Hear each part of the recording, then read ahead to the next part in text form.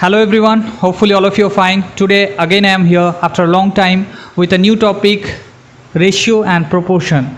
This topic I have chosen from class 10. So first of all, let us know what is ratio. A ratio is a comparison of two or more quantities taken in the same unit. Like if you have two quantities A and B must have the same unit, then the fraction A by B is called the ratio of A is to B, and it is written as A is to B. Here the first term A is called the antecedent and the second term B is called the consequent. Clear? So the fraction A by B is a unitary number, so A by B is a pure number, so ratio doesn't have any unit. So now let us talk about some compositions of ratios. So the first one is compounded ratio. Now suppose you are having two ratios, okay, first one is A by B and the second one is C by D. Then if these two ratios are multiplied together, then the resulting ratio is called the compounded ratio. Here the compounded ratio of A by B and C by D will be AC by BD. Hopefully you have understood what is compounded ratio.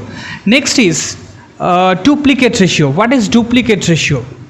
Duplicate ratio means if you are having a ratio A is to B, then the duplicate ratio of A is to B is A square is to B square. It's very simple. Like if you are taking a ratio like 2 is to 3, then the duplicate ratio of 2 is to 3 will be 2 square is to 3 square. That is 4 is to 9.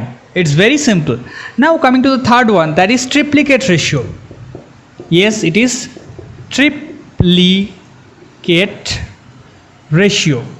Now what is triplicate ratio? In the similar manner I can say that if you are having a ratio like A is to B, then the triplicate ratio of A is to B is A cube is to B cube. And in the similar manner I can give you the same example for 2 is to 3. The triplicate ratio of 2 is to 3 will be 2 cube is to 3 cube. Hello viewers, there is an offer for you. Join us on the mock test on the second and third Sunday of each month, and there will be a doubt clearing classes on the fourth week of that month. On that class we'll be discussing about the problems that we have gave you in that mock test.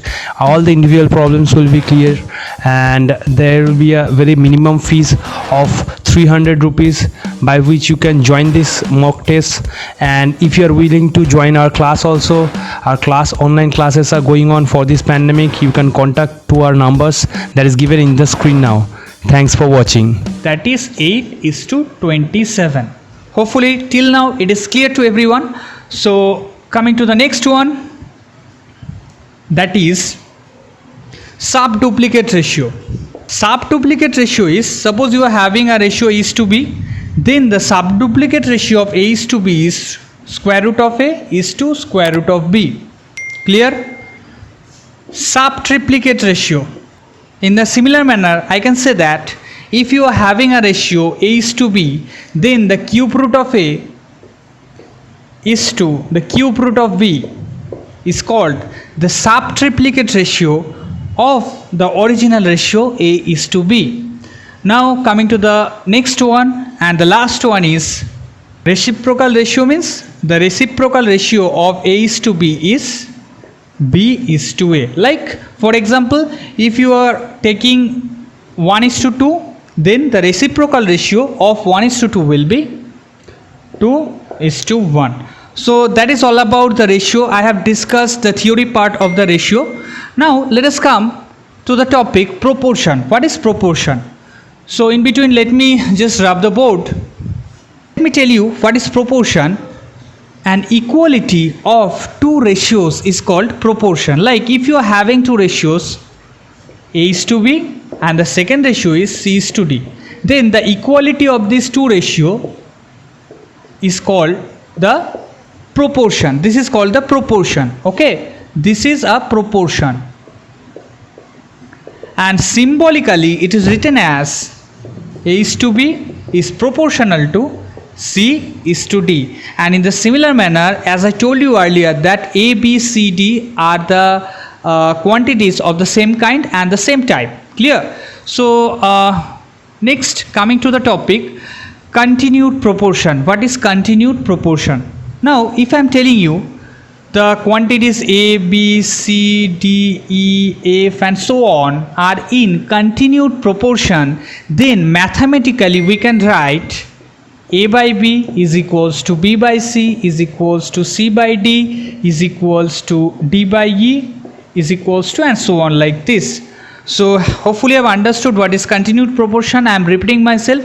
If you are having the quantities like A, B, C, D, E, F and so on like this, then if these quantities are in the continued proportion, then you must have A by B is equals to B by C is equals to C by D and so on like this. Now if I am telling you that A, B, C are in continued proportion, like A, B, C are in continued proportion, then by this property you must have A by B is equals to B by C, isn't it? Now you can say that it implies B square equals to AC. So here if A, B, C are in continued proportion, then you must have B square is equals to AC. So like from here you can say B is equals to root under AC. Here B is called the mean proportional of A and C, and here A is called the first proportional and C is called the third proportional and B is called the mean proportional. So till now hopefully it is clear to everyone. So I have discussed everything, the theory part of ratio and proportion. Hopefully everything you have understood and you have enjoyed my class. Thanks for watching.